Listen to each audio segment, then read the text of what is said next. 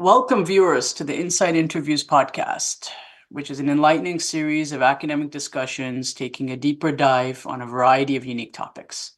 After this episode, be sure to check out our previous ones on our website, YouTube, or your favorite podcast platform. Today, we are pleased to have Dr. Hannah-Lena Hagemann. She's the principal investigator of the Emmy Noether Research Group, Social Context of Rebellion in the Early Islamic Period at the University of Hamburg in Germany.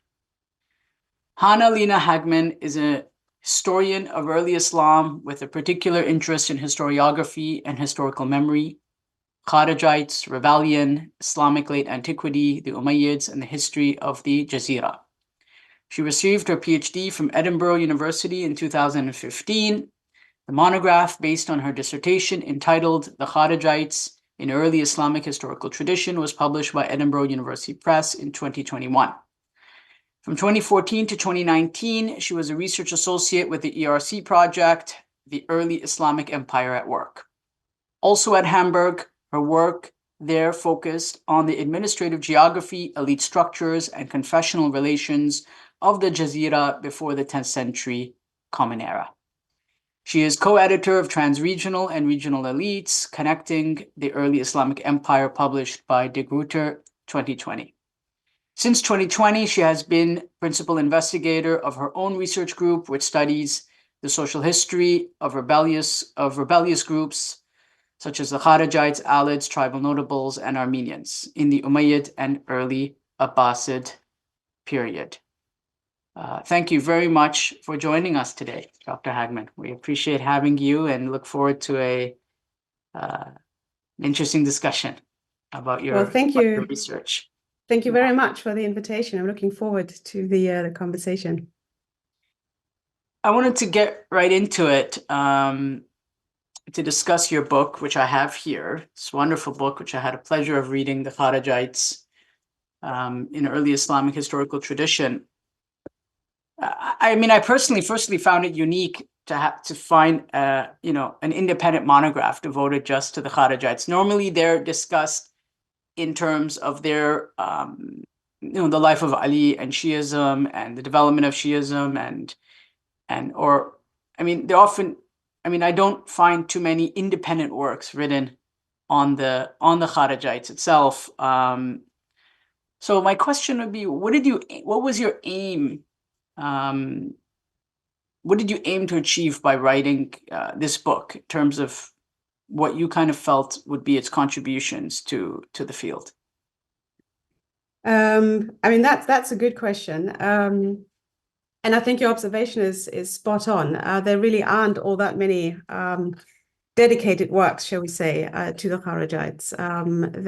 They turn up in survey works, whether it's for the history of Shi'ism or the history of sectarianism in Islam, whatever you might think of that word, sectarianism, or when it comes to the political history of the early caliphates. But they've received very little attention. And when they receive attention, mostly it has to do with their portrayal in heresiography, so the Fiqh literature, or it has to do with their poetry, or the poetry attributed to them to be more accurate. And so basically my aims, I think, were twofold. And so the first was to respond to this lack of research on the Kharijites themselves. And the second was to contribute to the scholarly discourse on early Islamic historiography. And I think with regard to the former, I really wanted to renew interest, scholarly interest, but also lay interest in the Kharijites, and also to provide more nuanced perspectives. So one of the arguments in the book is that Kharijites have basically been portrayed in a very reductionist manner, almost from the beginning, and they continue to be presented in a very particular way. So the accusation of Kharijism or of neo-Kharijism is still being used today against political opponents and for militant groups. So the legacy clearly is there and is very well known, it's notorious. But what I wanted to do was to maybe offer another way of looking at them, and in doing so, also hopefully encourage people to take a second look at them and to basically, have some more sustained engagement with them, both the historical phenomenon, but also the historiographical phenomenon. And personally, I think probably we need to do the historiography first, and then the historical analysis. But maybe we can get into that a little bit later. And then secondly, this it was the idea to engage with early Islamic historiography and really contribute to the discourse by using Kharijism as a kind of case study to further our understanding of early Islamic historiography, really as a particular type of literature.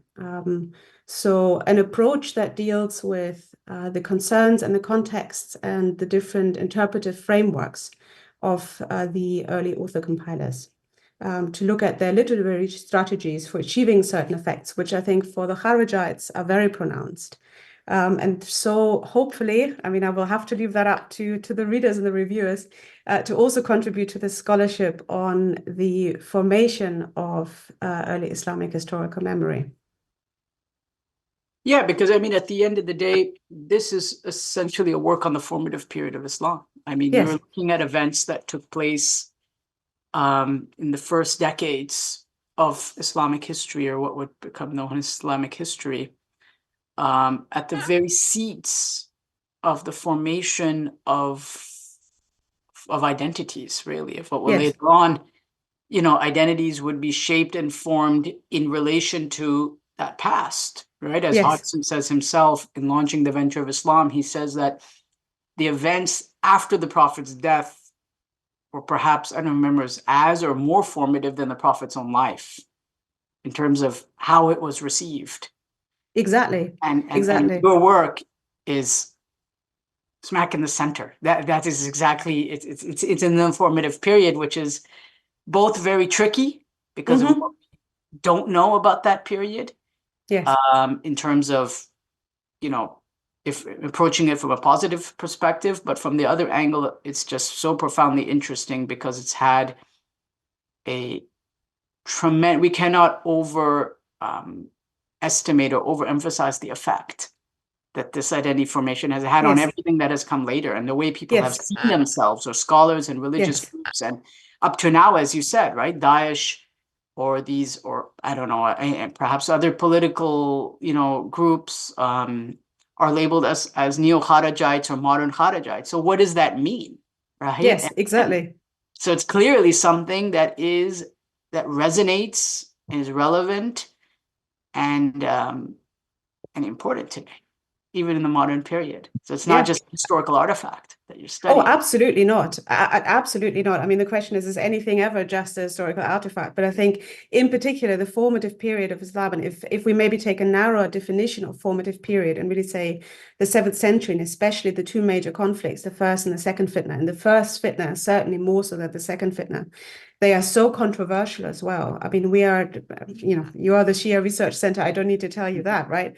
They are so controversial, exactly as you said, because of the legacy throughout the entirety of Islamic history and tradition, and because basically all of the major Islamic brands or Muslim brands that we see today relate their origins to exactly this period and to the first fitna. So you can't really overstate the importance of these events. But I think this is why it's particularly important to look at these events, not just to try and reconstruct what happened. And personally, I'm quite skeptical that we will ever be able to, with certainty, reconstruct the exact sequence of events and the events themselves, precisely because of the source issue that you mentioned just now. But what we really need to do is to look at how these events and these very controversial conflicts, how they're being presented, what people have done with them over time, how they've spoken about them, how they've remembered them, how they've memorialized them, and what effect this has until today. Another such event, certainly from a Shi'i perspective, would be Karbala, right? I mean, that's again, you can't really overstate the importance of this event for the formation of Shi'i Islam. How important it was at the time is a completely different question, and probably also not one that we can ever fully grasp and understand.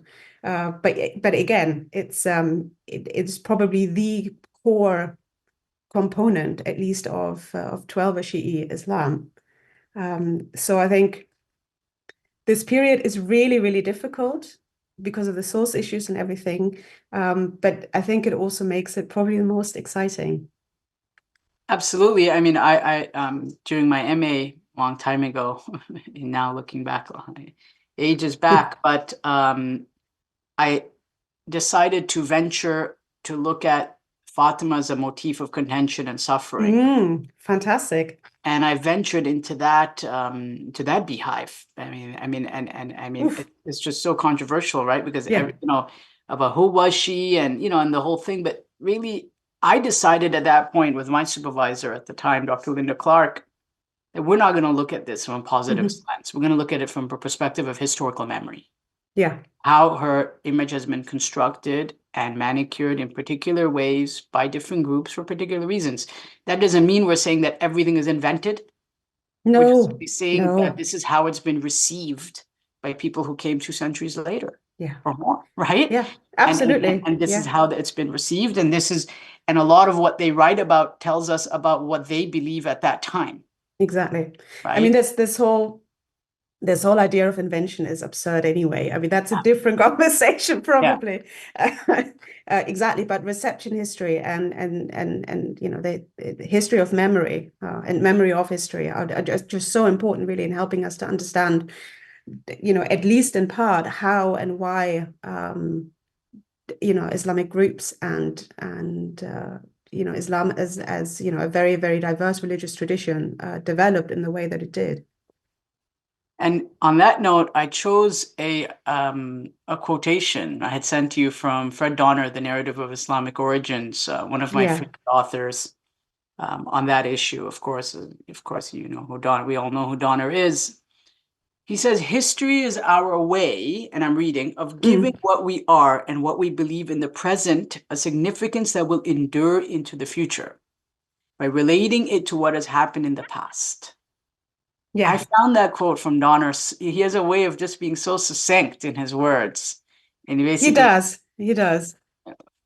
How would you interpret that statement? I mean, in relation to your work or the method that you've chosen. I mean, I think that's one good approach to history. I mean, of course, there are a million different approaches and definitions. We don't want to get into them all. I mean, there's no point. But I do think it captures, at least in part, what the function of history and history writing in particular is or can be. I think explaining the present by looking to the past, that really seems to be a human, universal, as it were. And I would also add that it's often easier, actually, to talk about the present when it is couched in stories about the past. So especially when it comes to criticizing contemporary conditions, whatever those may be, whether we're talking about bad rulers, whether we're talking about moral decay in society, whatever you think moral decay actually means, whether we talk about the loss of political power and so on and so forth.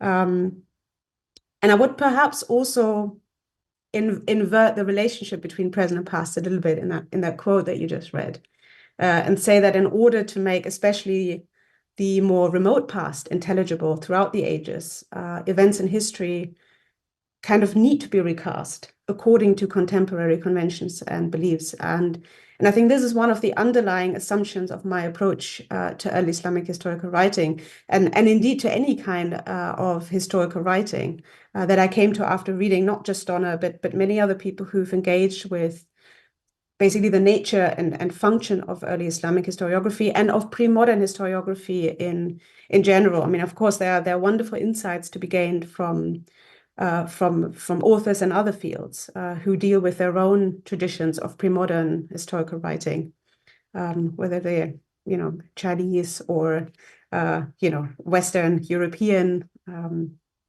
or Syriac or whatever, really. And again, I mean, we seem to be seeing very much the same, or at least maybe not the same, but very similar approaches to history writing and very similar patterns and themes.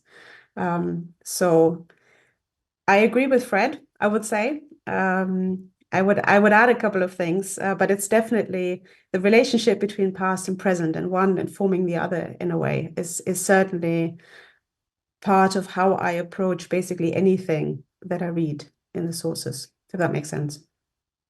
And bringing us to the method that you've chosen for this book, which is more heavy on the literary approach versus a positivist. Yeah. You mentioned how the literary approach weaves stories into interpretive frameworks, and you chose this particular method. I found this apt, the way you described this in the introduction to your book. I really did like the way you kind of made it very clear. Do you want to shed a little bit more light on this, especially for other writers who are, or other PhD students who are trying to embark on writing, and it's always very tricky when dealing with these sources and coming up with a method, a way to describe these events of the past that may be debated in terms of their factual historicity. Not maybe, are. Yeah, are. Yeah, no, sure, of course. I mean, I don't think what I do is particularly revolutionary or new in any way, shape, or form. And I also don't mean to imply that there's no point to positivist history. I mean, I do think there very much is a point to positivist history in the research project that I have the honor to lead at the moment. Certainly, it's very much concerned with positivist history. But as I said before, I think we need to do the historiographical work as well, and I think we need to do it first. So I think we need to try and get a better sense of what our sources, I say our, but what the sources and what early Islamic historians were doing when they crafted their narratives, before we can deal with questions like authenticity and reliability and all these things that have to do with trying to reconstruct what happened, really.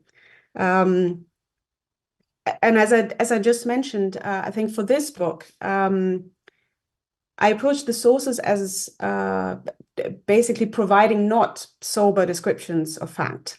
These aren't, computers, basically,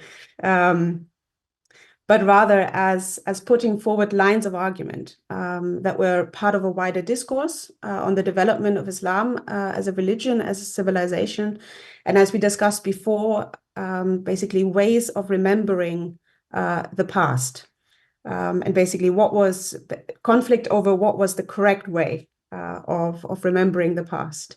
And for Kharijites, for instance, I think this means that we deal with a largely collective and static portrayal. So this is one of the arguments of the book. So we don't often get a sense of individuals, but rather of an unchanging phenomenon that essentially looks the same, but across vastly different contexts.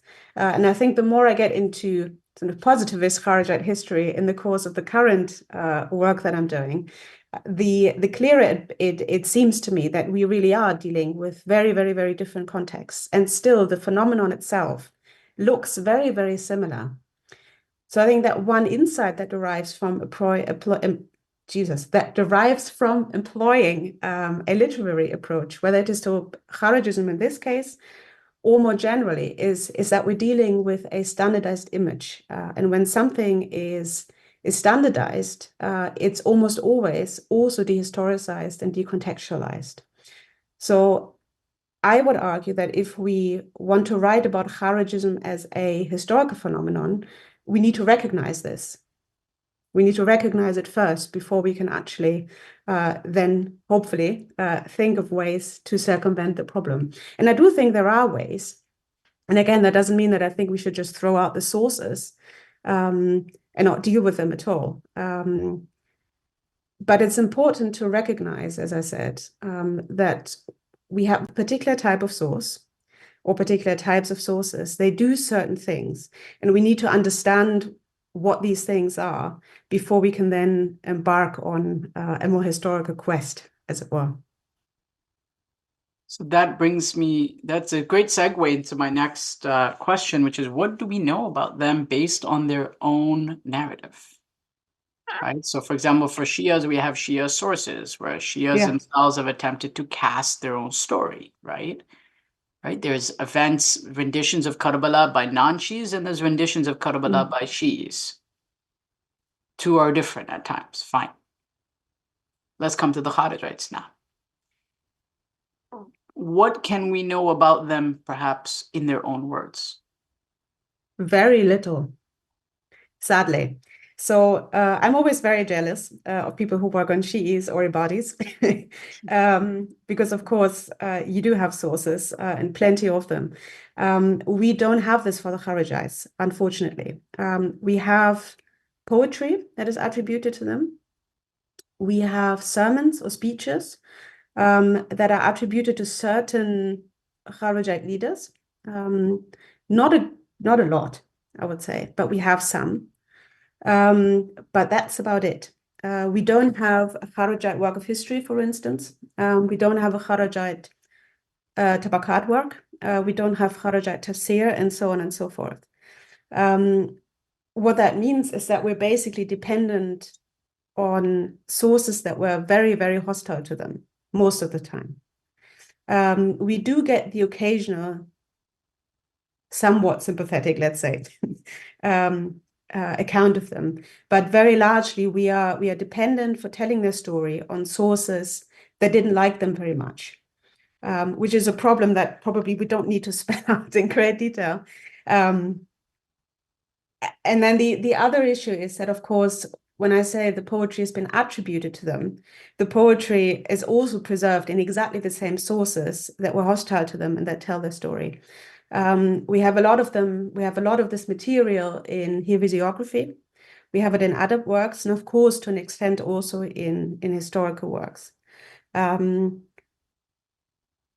there's been a bit of a debate, of course, as there's been about everything, about whether this poetry can be considered genuinely Kharijite. Some people use it and just assume it's authentic and use it to draw conclusions about the nature of the Kharijite movement. Others are more skeptical. It's very difficult to tell, because if you assume somehow, I mean, it's basically, it's almost like a, what you call it, a catch-22. If you want to learn something about historical Kharijites, you need to use the source material that we have. That's the poetry, which means that the poetry has to be authentic if we want to learn something about them as a historical phenomenon. So we don't really have a good way out of that. One way, I mean, we do need a proper in-depth engagement with Kharijite poetry, like a study of its own, really, to talk about the extent to which this is perhaps really something unique, something that you can, whether or not it really emanated from the people who are supposed to have composed it is a different question. But if you can show that it's a corpus that has specific features and is characterized by certain themes, for instance, that you don't really find elsewhere, then we might be able to argue the case properly. But this hasn't really. It has been done a little bit. So when people engage with Kharijites, as I said earlier, they tend to engage with poetry or with heresiography. But there's a PhD dissertation currently in progress, shall we say, at St Andrews by someone who does take a much closer look at the Kharijite poetry. I'm obviously very excited for the results. But until we have this and until we have more engagement with it in general, that is a bit of a problem. So, as I said, in response to your question, we know very little about them from their own work.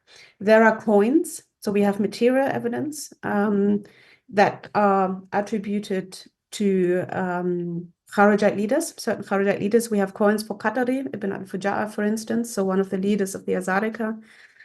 We have coins from Adhaq ibn Qais in the context of the third fitna, so it's mid-8th century. And we can talk about the design of the coins and the words on the coins and the claims that they make, absolutely. But of course, that doesn't really replace a proper narrative history So that's, I mean, that's always, I mean, that will always be a difficulty. That I think probably when it comes to the big groups is unique to Kharijites, really. And then how they have been cast, you do consider some attention to this, of course, in the non-Kharijite sources, right? Whether they be by Shi'i leaning sources or Sunni leaning sources. What would you say is the distinction between the way Sunni leaning sources versus Shi'i leaning sources dealt with the Kharijites? Or would you say they were just very similar? For example, comparing, let's say, Tabari to Masoudi, for example, or Yaqubi, or someone else like this, right? Some were clearly had Shi'i leanings, and some of them clearly did not have as evident Shi'i leanings. Yes. All of them came out towards the latter part of the Abbasid period, like post Ma'mun and so on and so forth. Do you want to? I'm interested in this and how they've been envisioned, because they're a common enemy to both. You'd think, or perhaps a common enemy to both. We would think they are. So how have they been cast differently by these different groups or different writers who are writing more or less within a couple of centuries of each other, or less even? I don't think it makes sense to distinguish very sharply between the proto-Shi'i and proto-Sunni sources and how they deal with the Kharijites. And that was actually something that really surprised me, because I thought, here we have Mas'udi, here we have Yaqubi, here we have Ibn Atham. Surely,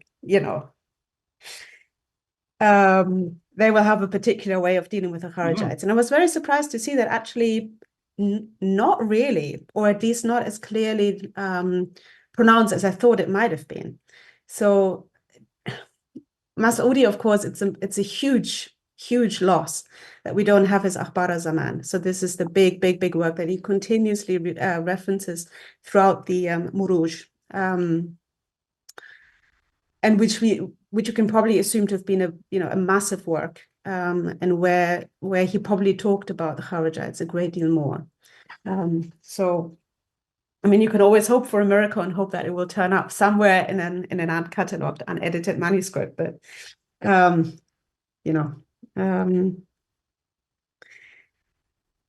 but basically the material that we do have, I mean, there are some, they preserve some different material at times. They preserve,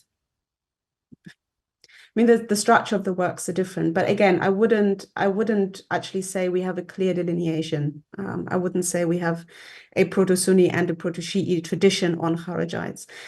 If anything, I would say I was surprised by how little the Shi'i sources or proto-Shi'i sources actually make of the Kharijites. I expected there to be a lot more. But someone like Tabari, for instance, who probably really didn't have any Shi'i leanings at all, I mean, at least from what we know.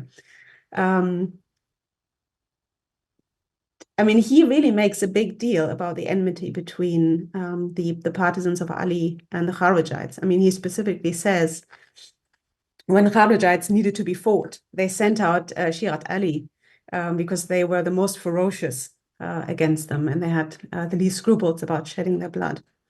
This you don't really find, at least not in the sources that I examined for the book.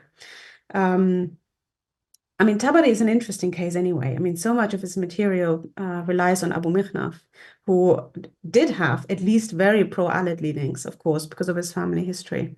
So, I mean, it's just one of the many things that make dealing with early Islamic historiography so exciting, but also so frustrating, because who's speaking here? I mean, Tabari will have made the selection of material consciously, but what exactly the criterion was, of course, it's very hard to tell. So, in parts, and this is actually interesting, when you look at Tabari's incredibly long and incredibly detailed treatment of Karbala as well, he looks more Shi'i than someone like Mas'udi. So, and I think this is something that I think I share with Najam Haider, for instance, the conviction that it makes very little sense to treat the proto-Shi'i sources as somehow different, as something other or not normative or something like this. These sources all use a very similar material. They're clearly drawing on a very similar pool of material. They studied with one another. Mas'udi, of course, was a pupil of or a student of Tabari.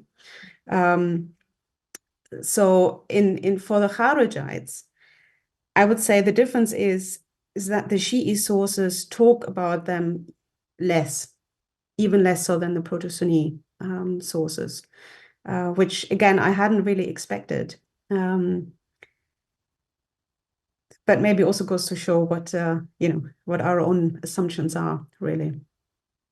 Yeah, and I would think for the Shi'i sources, the Kharijites are the source of Shi'i suffering, of the musibah of Ali ibn Abi Talib, right? Of his martyrdom and his death, and I mean, they would be naturally, well, you would think, associated with everything that the epitome of sheer evil.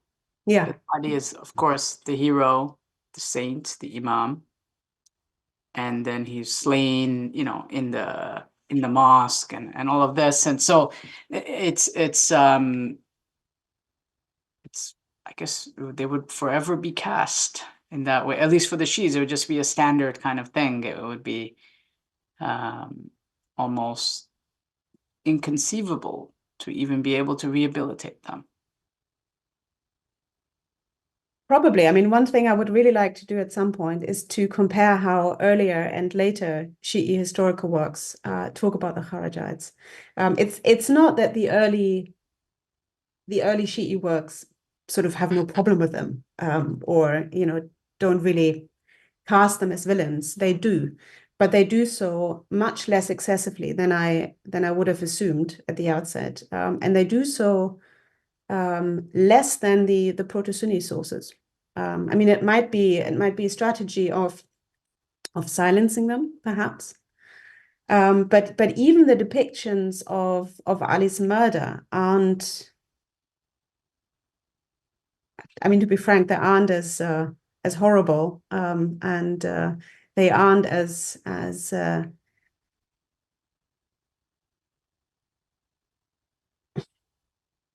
they aren't as replete with legendary overtone as you would perhaps expect.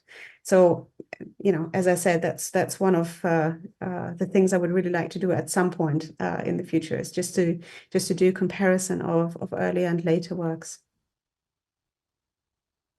Now, I'd like us to go a little bit, perhaps we should have done this at the beginning, but that's fine. Which is walk us through the story of the Kharijites, right? For those who, just very as brief as possible. I mean, I know but where did they come up? How did they enter the scene of history?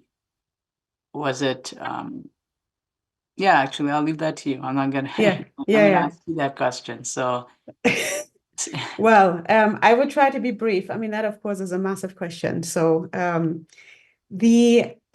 let's call it the standard or the mainstream account, has it that they were supporters of Ali when he fought against Muawiyah during the first fitna, the first civil war.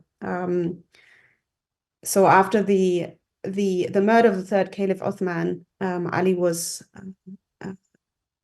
selected as the successor, as the fourth Caliph and successor of the Prophet.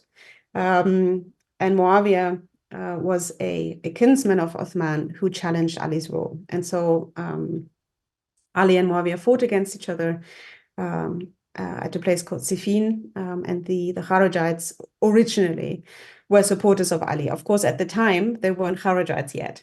And so the story goes that Muawiyah, who was on the brink of losing to Ali, came up with a trick. and basically deceived Ali into agreeing to an arbitration between the two sides, with one arbiter appointed for each side. Now, this is, I mean, the story is already convoluted, and we're skipping over the convolution. But it gets particularly muddled here because there are at least 3 different versions about how the Kharijites emerged from the situation at Siffin. It has to do with the arbitration. So there are a lot of accounts who say that when the Kharijites heard that Ali had agreed to an arbitration, they protested and separated from him because they said, this is a matter that God needs to decide, and he needs to decide it on, or he will decide it on the battlefield. And human arbitration has no part in this. But there are also accounts that basically have them force Ali to accept the arbitration. So that's the first point at which, you know, it's going to get very tricky for any kind of positivist reconstruction of what actually happened. That they forced him to accept the arbitration, but that they were unhappy either with the conditions that were given to the arbiters, who were allowed to use not just the Quran, but also the Sunnah for the judgment. And Sunnah here didn't mean the example of the Prophet, but just meant established custom. That's one version. And then the other version is that they were basically happy with the arbitration up to the point where the result was announced. And the result, of course, and again, achieved through trickery, that Ali was basically dismissed as caliph, and Muawiyah was declared the rightful caliph. And it was at this point that they protested and urged Ali to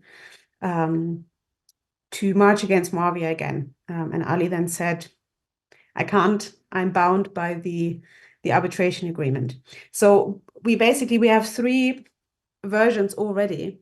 And depending on which one you subscribe to, you already have 3 slightly different motivations for the Kharijites. But their emergence is tied to this moment, is tied to the arbitration at Siffin. And so after this, they separated from Ali. They went to a place a certain distance from his main base at Kufa. He managed to persuade them to return.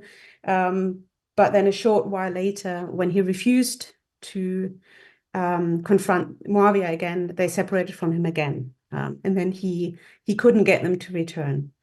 And then about a year or so later, we have a massive battle between Ali and the Kharijites at Nahrawan, a canal in Iraq, fairly close to Baghdad today, and at which the Kharijites were massacred. So the sources talk of only a few survivors.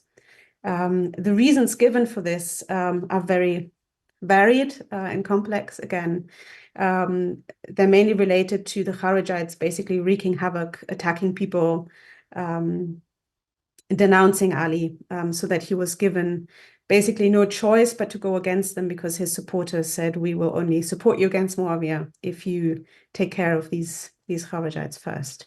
If this sounds very complicated, that's because it is. The Siffin story in and of itself is very, very muddled and convoluted. And again, we probably won't ever be able to really establish the sequence with any degree of certainty.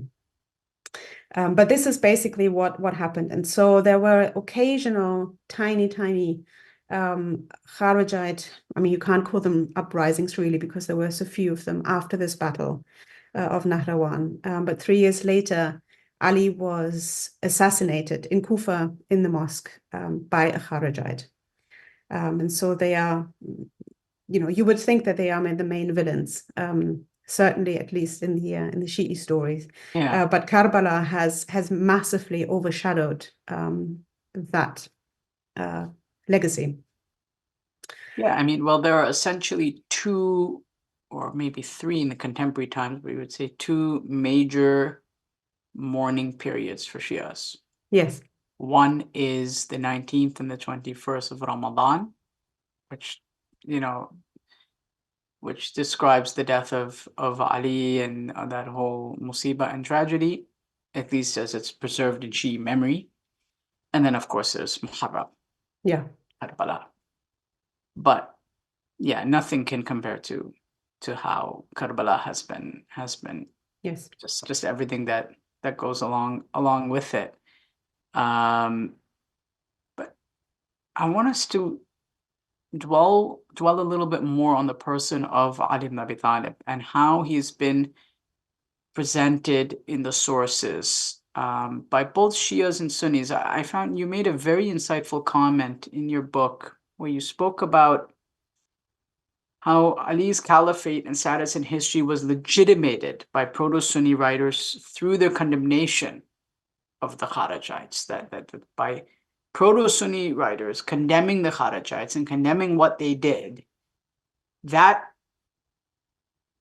should be seen within a broader context or can be seen within a broader context of what Ali meant to non-Shi'is, or what he would come to mean. Yeah. Yeah. I mean, it's in the early period in particular, it can be a little misleading to distinguish too sharply between followers of Ali and those, who were proto-Sunnis, because of course, until today, Ali has a very revered position among Muslims generally, so Sunnis and Shi'is. Certainly, that was the case in the early period as well. What seems to have happened, though, and especially I think the 9th century really is a crucial time here. The 9th century really saw the development of a lot of the major trends, shall we say, and the major disciplines and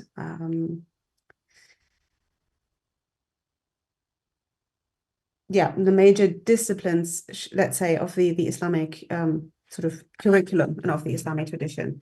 And one of them is law.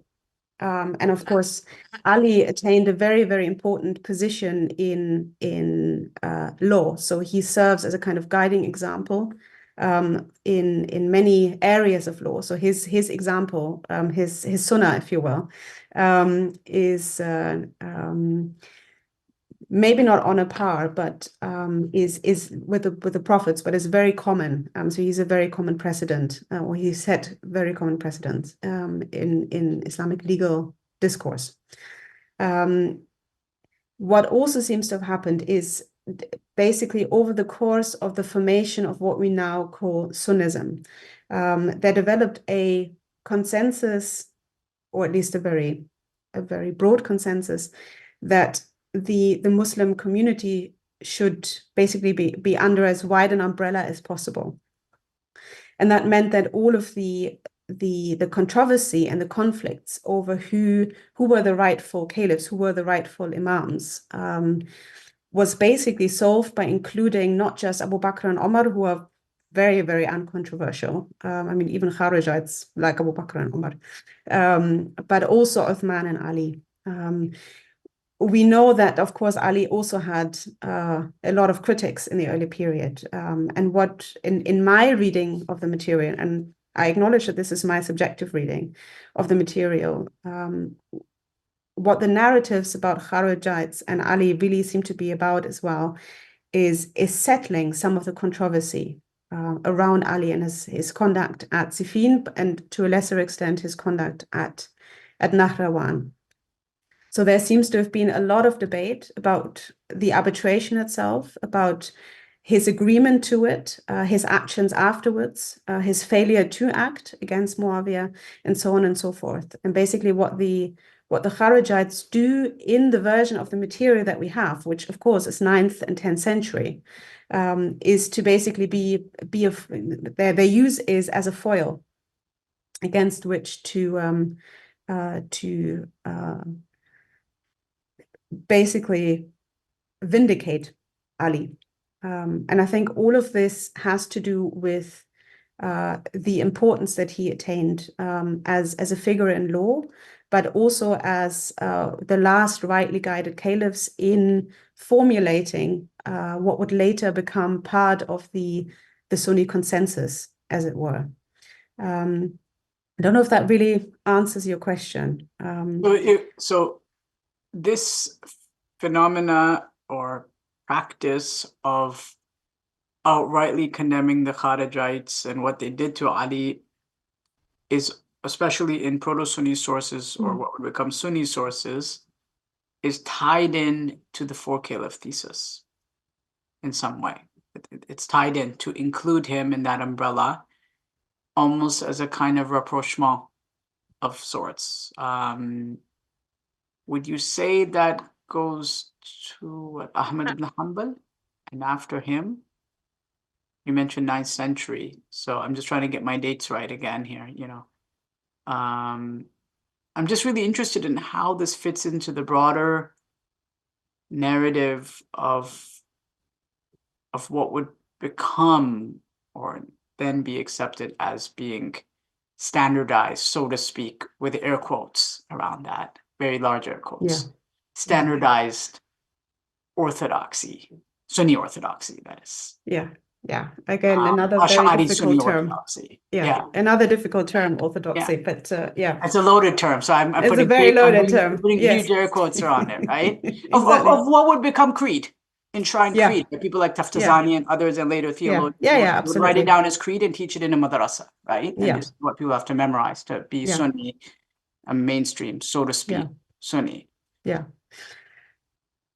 We need a lot more work on the development of the four caliph thesis. There is some work being done on the basis of hadith by Sui Wen, for instance, and a couple others. And she in particular shows that actually the beginnings of the four caliph thesis go back to before Ahmad ibn Hanbal. It's very interesting. It's very interesting work. We're certainly in Iraqi circles. We're certainly in Kufan and Basri circles. But it shows that basically this much of her work is concerned with the basically discourses around the position of companions and of particular companions, and working out basically who has a special position.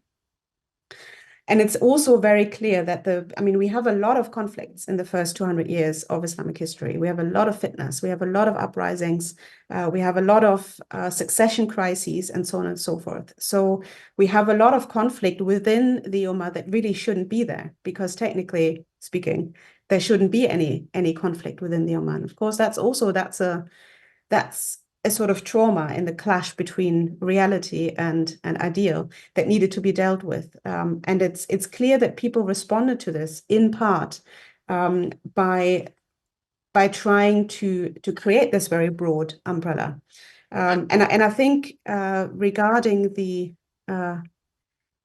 position or the status that Ali attained, I think we can see that here as well.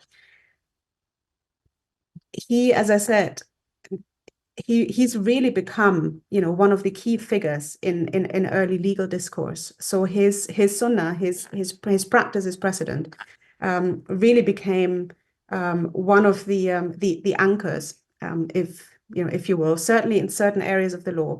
So he is certainly the main exemplar, if you want to call it that, when it comes to the law of rebellion, for instance.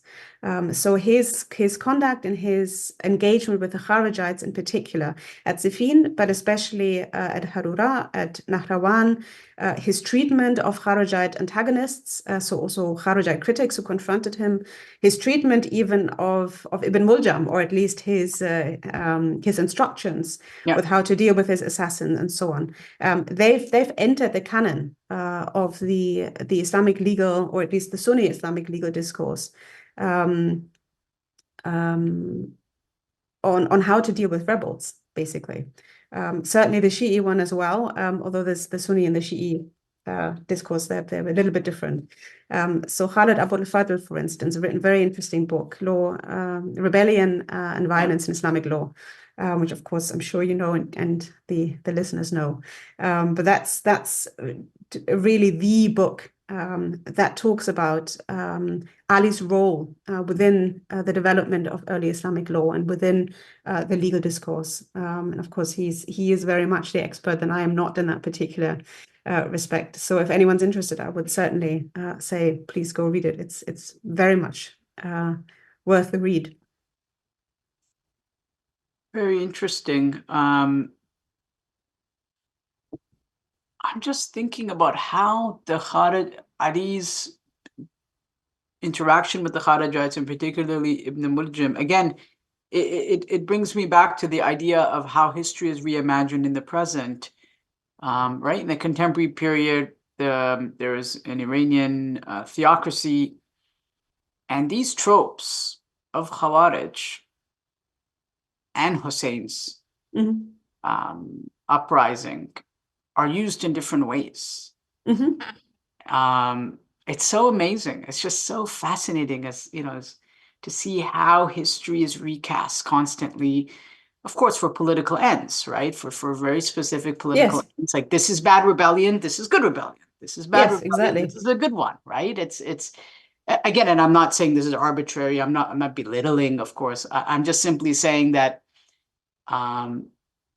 these events have very important ramifications in the contemporary period, because they're still used in law, and they've been reimagined and used in different ways, right? There's this whole discussion of even in Shi'i fiqh, in 12er fiqh, about the rebel, the Baghi, and then looking at how Ali dealt with Ibn Muljim and the Khawarij, and they've been classified as kuffar, right? As in that category, right? Ghulat and Khawarij are classified by Shiite fuqaha and jurists as being outside the fold. And that has, of course, tremendous implications, because that now means that they are the recipients of capital punishment. So, and then bringing that into the modern period today, when we have these different theocracies popping up, whether it be a Sunni theocracy or a Shi'i theocracy, someone's labeled a Kharijite, okay, now you're persona non grata, right? Yeah, exactly. Now you're persona non grata at best. At best. And the question is, and it's fascinating. I mean, I don't know much about politics. I'm interested in how history is used. In that. I mean, it really speaks to the quote from Donna that you read out earlier, right? I mean, and it's going on like right now, every day, right? Of course. In these different governments around the world, history is very important. Bringing that to page 99, you have a discussion about the Sunni Hadith literature, particularly, and how Kharijites are not necessarily named, but there is this condemnation of excessive piety, or Kharijite zealotry, you say on page 99. There's a hadith I really like that you quoted from Ibn Khabab. If you have the book with you, can you read it out for the? Sure. Which version? Because there are two. I heard him say the second one. From Ibn Khabab. So Abdullah ibn Khabab says, I heard him, so the Prophet, say, the Messenger of God, sallallahu alaihi wasallam, said, there will be a fitna during which the one sitting down is better than the one standing up, and the one who walks better than the one who runs.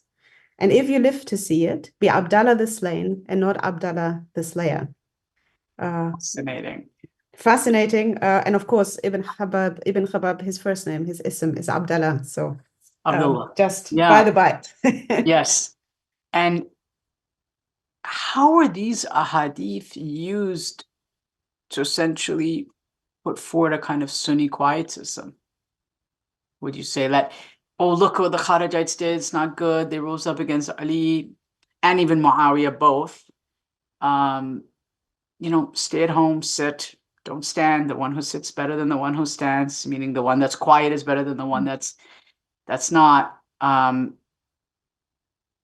so interested in how the trope of this Kharijite uprising is then used by the levers or deployed for obviously, for the use of political power. Mm. And Yeah, it will I mean, continue to be it. And this hadith is fascinatingly apt. it is. I mean, there are several hadith that are supposed to talk about Kharijites.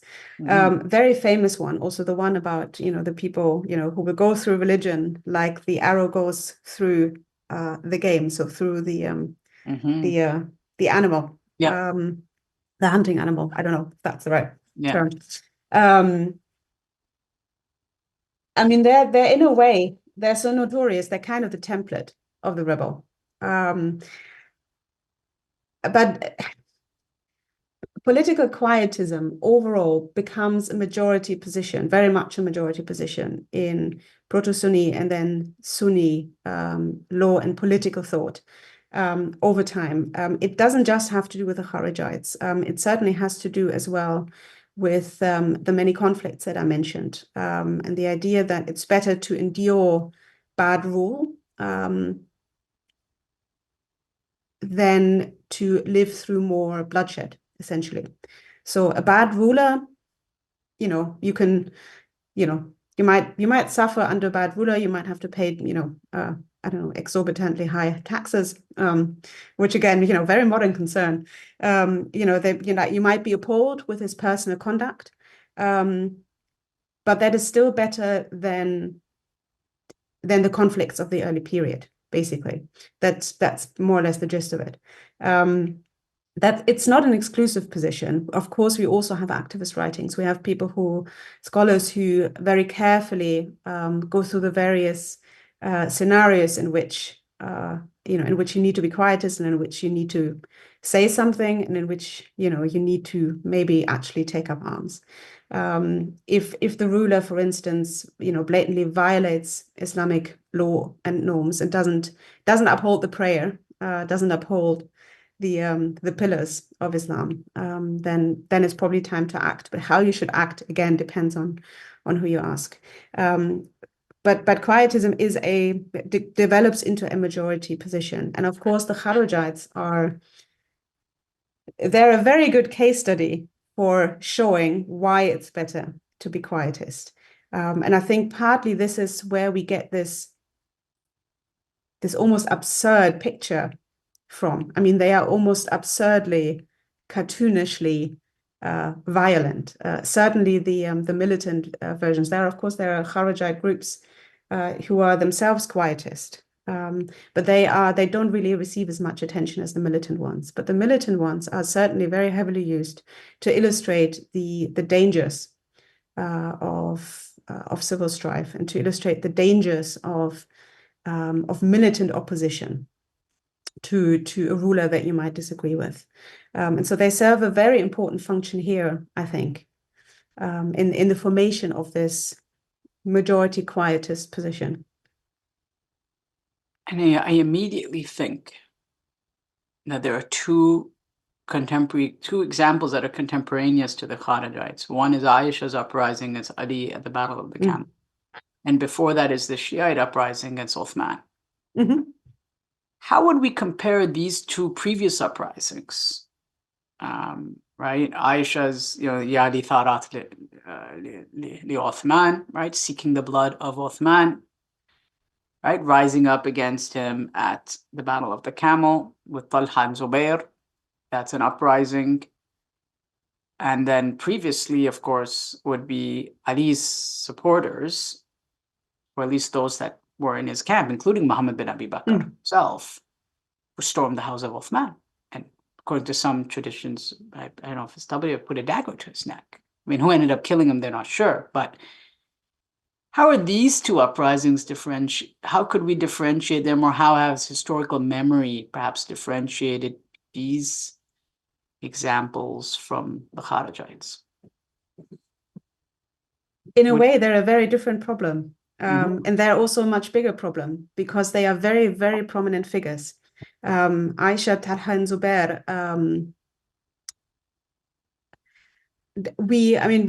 it's very clear that there was a lot of controversy over the behavior of the companions, which is why over time they developed a position, certainly within proto-Sunni circles, that the companions were basically all right, and they were all as good as one another, and that you really shouldn't be cursing any companion. This comes from these really, really difficult questions of what do you do with all of these revered figures who were companions of the Prophet, who were his confidants, who were related to him, who were his fathers-in-law, or were his sons-in-law. How do you deal with them? Basically disregarding the basic teachings of the Prophet. And so they had to be dealt with in a different way.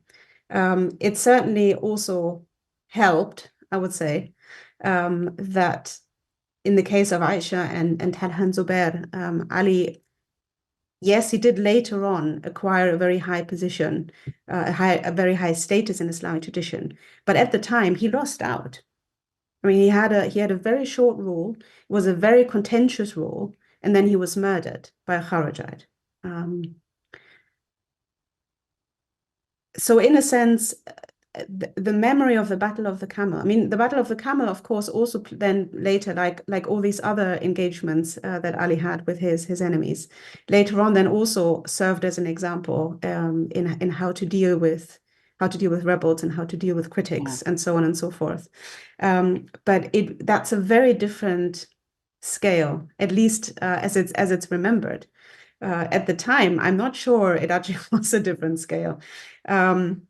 But of course, the Kharijites also, I mean, we're talking about individuals versus a group here. And the Kharijites, of course, endured for at least a century and a half, maybe a bit longer. Also depends on whether you think Ibadis are Kharijites and so on and so forth. So, of course, the Ibadis are still extant today. So it's a difference in scale. It's a difference in personality and status. Now, the rebels who killed Uthman, of course, they're reviled. But the problem there is that, of course, a lot of the Kharijites are said to have also been a part of this group, which makes Ali even more problematic in that case,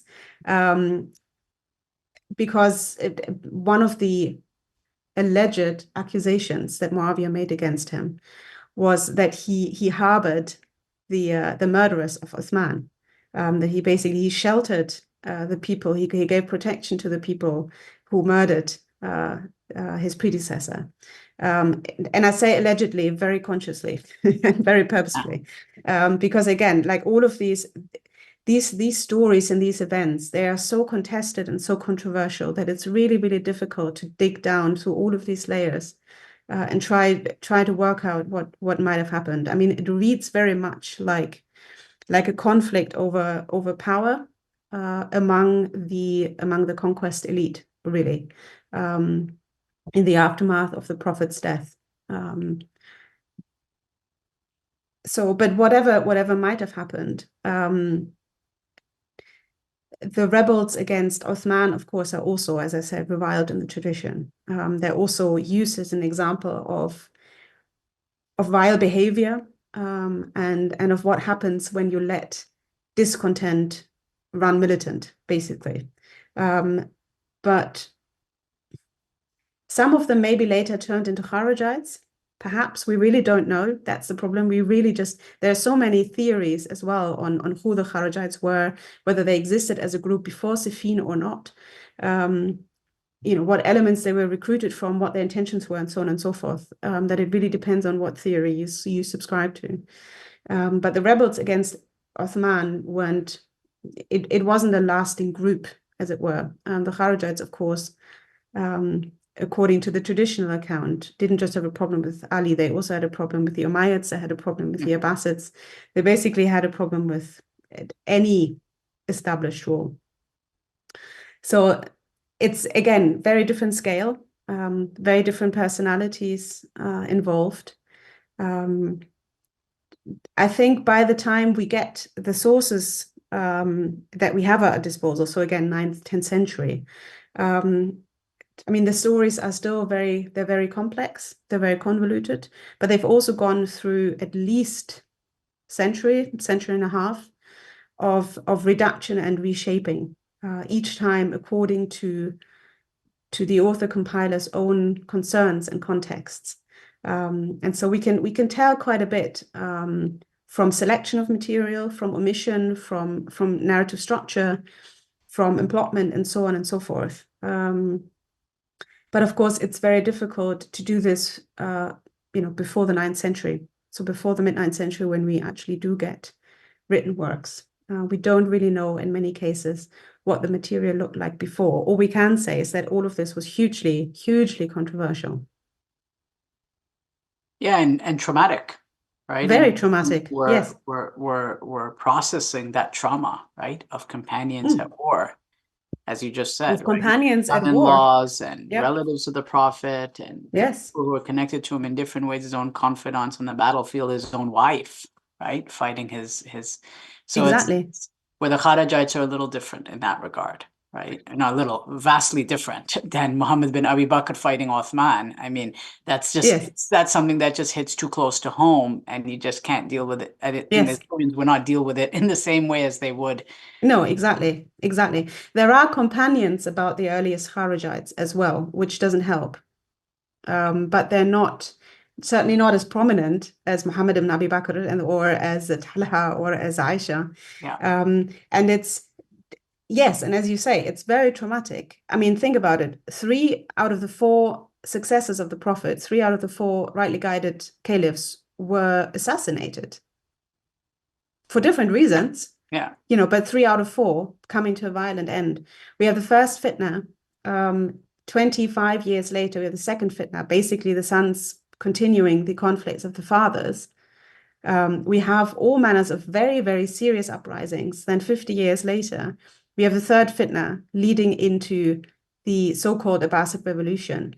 So, we have 3 major civil wars and countless uprisings within about 130 years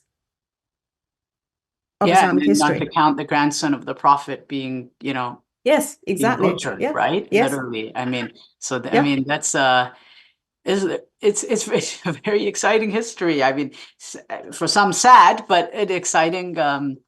I don't know, exciting is not the right word to use, but a very colorful history. That's a nice way of putting it. Yes. Very, Yes. very, very colorful, and I think many films could be made of these things, scripts and stuff. But anyhow, it was wonderful speaking to you today. I really enjoyed the conversation, and Same. Thank you very much again for the invitation. yeah, thank you and to all our guests, thank you for joining us. Thanks to the viewers for joining us, listening to this far till the end. Visit our website, social media, our YouTube channel for more content. If you enjoyed this conversation, think of contributing to SRI to help drive more quality content in the future. And until then, we hope to see you again. Thank you.